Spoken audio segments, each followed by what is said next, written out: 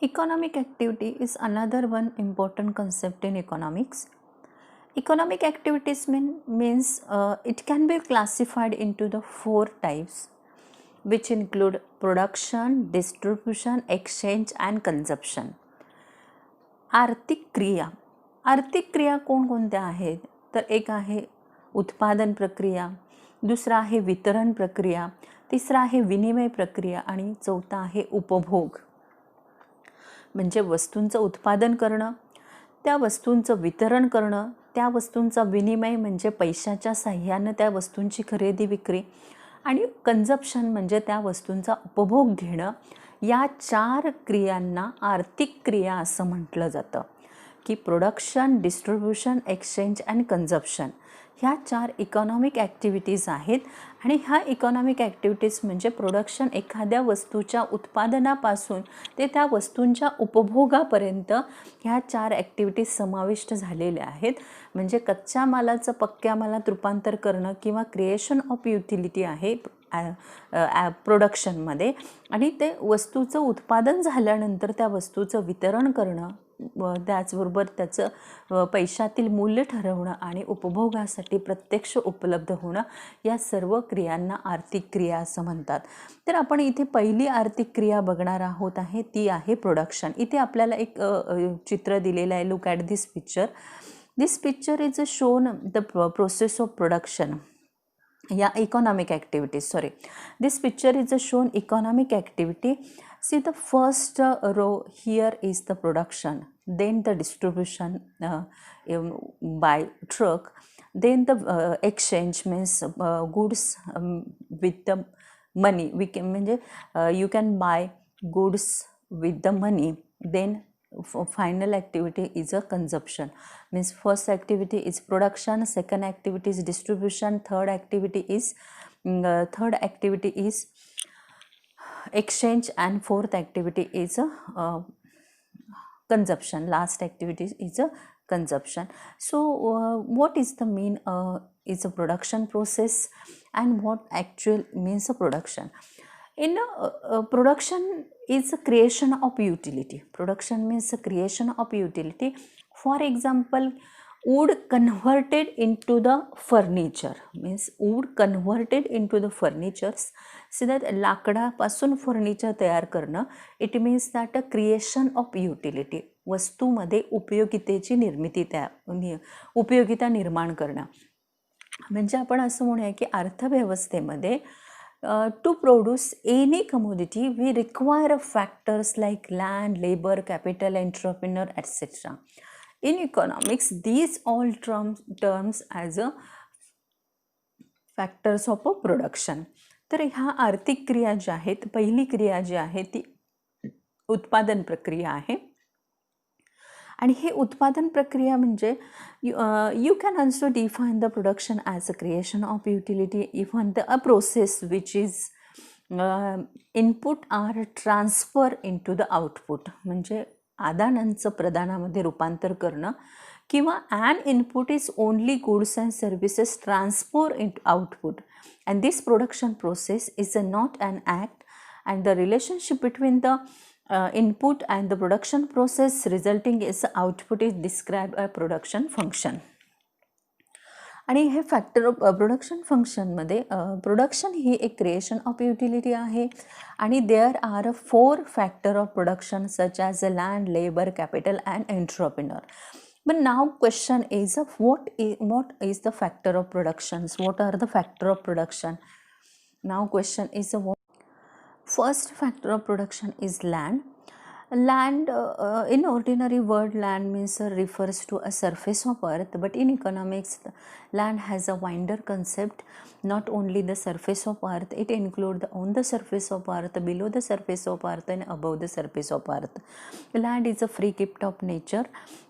Even land earner rent in a productive activity. जमिनीला खंड दिला जातो किंवा जमिनीला जे मोबदला दिला जातो त्याला रेंटच्या स्वरूपात जमिनीला मोबदला दिला जातो. आणि जमिनीच्या पृष्ठभागावरती काही नद्या आहे, पाणी आहे, जंगल आहे, ॲग्रिकल्चर लँड आहे, माउंटन्स आहेत, आणि जमिनीच्या below the surface natural resources like coal, gold, silver, iron etcetera. Above the surface of earth natural resources like air, sunlight and heat. हे natural resources above the surface of earth आहेत. Means land it include on the surface of earth, below the surface of earth and above the surface of earth. Next factor of production is a labor. Labor is a human factor of productions. Any physical and mental effort undergone during the process of production to earn reward of wages is called labor. Means carpenter, accountant, engineer ॲटसेट्रा. Labour म्हणजे हा जो एक most active and living factor of production आहे, की labour is most active living factor of production without which production process is not possible. So labor is always paid for, hence any work which is a create utility but has no consideration reward in turn money, so it is a labor in economics. भूमी किंवा श्रम हा उत्पादन प्रक्रियेतला एक मानवी घटक आहे. म्हणजे आर्थिक मोबदला मिळवण्याच्या हेतूनं मानवानं केलेलं कोणतंही शारीरिक आणि बौद्धिक काम म्हणजे श्रम होय. की लेबर कोणाला म्हणायचं किंवा श्रम म्हणजे काय आहे, तर कोणताही बघा श्रम हे काय आहे की एनी ॲक्टिव्हिटीज. श्रम हे any physical and mental effort undergone during the process of production to earn the reward of wages is called labour. की असे संपूर्ण आर्थिक बघा आर्थिक मोबदला मिळवण्याच्या हेतूनं मानवानं केलेलं कोणतंही शारीरिक आणि त्याचबरोबर बौद्धिक काम म्हणजे श्रम आहे. Carpenter, accountant, engineer et cetera the examples आहेत. फॉर एक्झाम्पल सपोज आपण असं म्हटलं की any exertion of a human body mind with view of to earn money is a labour. जे पैशाच्या हेतूनं केलेलं कोणतंही शारीरिक आणि बौद्धिक काम त्याला श्रम असं म्हणतात. मग या दोन्हीतला जर आपल्याला फरक समजून घ्यायचा असेल तर for example service of housewife are not a treat as a labour, because service of housewife are not treated as a labor because they are unpaid, while those of the maid servant are paid, therefore treated as a labor.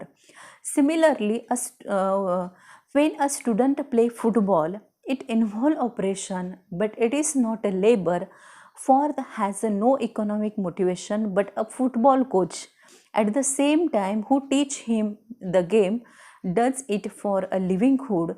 So this exertion is certainly labor. की श्रम शारीरिक आणि बौद्धिक काम कोणतं आहे बघा. एक सर्व्हिस ऑफ हाऊसवाईफ आहे की जे एक गृहिणी आहे ती घरात काम करते, तर त्या सर्व्हिसला श्रम म्हणता येणार नाही कारण त्याच्यासाठी काही पेड केलं जात नाही. दीज आर अनपेड सर्व्हिसेस आहेत. त्या आपण तेच काम जर एक मेड सर्वंट करत असेल तर त्याला पैसे पेड केले जातात आणि therefore treated as a labour, त्यांना लेबर असं म्हटलं जातं. आणि तेच जर बघितलं आपण एखादा सिमिलर एक्झाम्पल की एखादा विद्यार्थी आहे प्लेस फुटबॉल, तो फुटबॉल खेळतो, involve operation, it is not labour, तो श्रम होऊ शकत नाही. But for it has no economic motive, but a football coach आहे at the same time who teach him the game does it for his livelihood. तो उदरनिर्वाहासाठी football coach फुटबॉलचा game शिकवतो, तर त्याला लेबर असं म्हटलं जातं. His exertion is a certain labour, त्याला लेबर असं म्हटलं जातं. लेबरमध्ये फिजिकल आणि मेंटली दोन्ही ॲक्टिव्हिटीज समाविष्ट होत असतात. नेक्स्ट आहे capital. We identify capital with the money interest in business. But even though capital is a business is expressed in term of amount of money used to start a business, and this amount has to be converted into the capital goods like building, machinery, raw material, fuel, etc.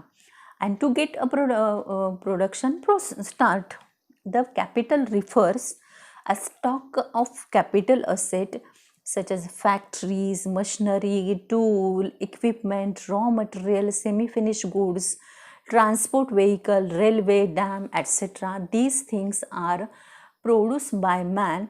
So thus capital is man-made resource of production. की production हा man-made resource of production आहे. भांडवल, कारण भांडवल हे कडून निर्माण केलं जातं, कारण भांडवल म्हणजे फक्त पैसा नाही आहे की भांडवलामध्ये त्या सर्व गोष्टींचा समावेश होतो की it is refer a stock of capital asset, factory, machinery, tool, equipment, raw material, semi finish good, transport vehicle, railway dam, these all things is produce by man. आणि म्हणून ह्यांना कॅपिटल हे मॅनमेड फॅक्टर आहे, भांडवल आहे, किंवा it is a stock of capital asset which yield income. आणि even the Bohm Bawerk said that the capital is produce mean of a production. Then आहे एंटरप्रेन्योर, म्हणजे भांडवल हा एक उत्पादनाचा घटक आहे आणि भांडवलामध्ये हा मानवनिर्मित घटक आहे. भांडवल या घटकाला जो रिवॉर्ड दिला जातो तो इंटरेस्ट स्वरूपात दिला जातो.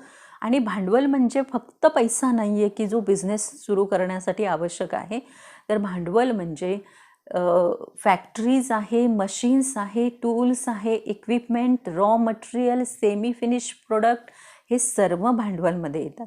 अँड नेक्स्ट फॅक्टर जो आहे फॅक्टर ऑफ प्रोडक्शनमधला तो आहे entrepreneur. Means this is very important. an entrepreneur play very important role in a process of production. Means production is a combination effort of land, labor, capital and entrepreneur.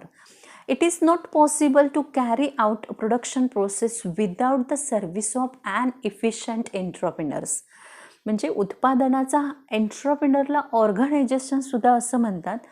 उत्पादनाच्या सर्व घटकांना एकत्रित आणून उत्पादन प्रक्रिया जो चालू ठेवतो त्याला एंट्रप्रेन्योर असं म्हटलं जातं. आणि entrepreneur himself or may not have his own land, labour, capital, but to make the production possible he has the combine all factors within appreciate manners. He not only the combine all factor of production but organize and supervise the production by undertaking all risk. In short, the entrepreneur is a organizer, controller and risk bearer of a business. म्हणजे entrepreneur हा एक captain of ships असं म्हटलं जातं त्याला. आणि एंट्रप्रेन्योरला जो reward दिला जातो तो प्रॉफिट असतो. म्हणजे हा जो उद्योजक आहे हा सगळ्या उत्पादन प्रक्रियेला एकत्रित आणून उत्पादनात प्रोसेस पूर्ण करत असतो. आणि it is the entrepreneur who coordinate all the production of process factors of production to be successful businessman. So an entrepreneur should possess some qualities: efficient, organizer, leadership, self-confident. So he has vision and foresight. So this another last factor of production is entrepreneur. Next next economic activity is a distribution. It is a division of factor of products reward among the different segments of society. पुढची जी आर्थिक क्रिया आहे ती वितरण आहे आर्थिक क्रिया. आणि उत्पादन घटकांचे जे मोबदले आहेत, खंड जे मोबदले आहेत, rent, wedges, interest and profit through the process of production, म्हणजे वितरणाद्वारे ते वितरित केले जातात. समाजामध्ये त्या विविध भागांमध्ये त्यांचं वितरण होत असतं. नेक्स्ट आहे exchange. It is give undertaken between the various unit like economy. Exchange refers sales and purchase goods and services. विनिमय म्हणजे आर्थिक वस्तू आणि सेवांची देवाणघेवाण किंवा खरेदी करणं त्याला विनिमय असं म्हणतात. म्हणजे पैशाच्या साह्यानं वस्तू आणि सेवा खरेदी केल्या जातात त्याला त्या प्रोसेसला एक्सचेंज असं म्हणतात. आणि एक्सचेंजसाठी नेसेसरली अ मॉनिटरी ट्रान्झॅक्शन म्हणजे पैशाची आवश्यकता असते. विनिमय ही आर्थिक क्रिया आहे आणि आर्थिक व्यवहाराशी संबंधित आहे. आणि नेक्स्ट जी आहे consumption. It is making use of goods and services to satisfy human want. उपभोग म्हणजे वस्तू आणि सेवांचे गरजा पूर्ण करण्यासाठी वस्तू आणि सेवांचा उपभोग घेणं याला कन्झप्शन असं म्हणतात. तर ह्या 4 इकॉनॉमिक ॲक्टिव्हिटीज आहेत. प्रोडक्शन, देन आहे डिस्ट्रीब्युशन, एक्सचेंज आणि कन्झप्शन. ह्या 4 इकॉनॉमिक ॲक्टिव्हिटीज आहेत. आणि या 4 इकॉनॉमिक ॲक्टिव्हिटीज बरोबर basic concept in macro economics हा भाग इथे पूर्ण झालेला आहे. की या भागामध्ये तुम्ही खूप साऱ्या संकल्पनांचा अभ्यास केलेला आहे. तुम्हाला लेट्स रिकॉल फर्स्ट कन्सेप्ट तुम्ही अभ्यासलेली आहे ती आहे want with the character and classification of want. Then आहे goods and services, utility, value, wealth, personal income, personal disposable income and economic activities. हा भाग संपूर्णपणे जो आहे तो बेसिक कन्सेप्ट इन मायक्रो इकॉनॉमिक्समध्ये येतो. पुढील व्हिडिओमध्ये आपण basic concept in macro economics बघणार आहोत. Thank you for watching.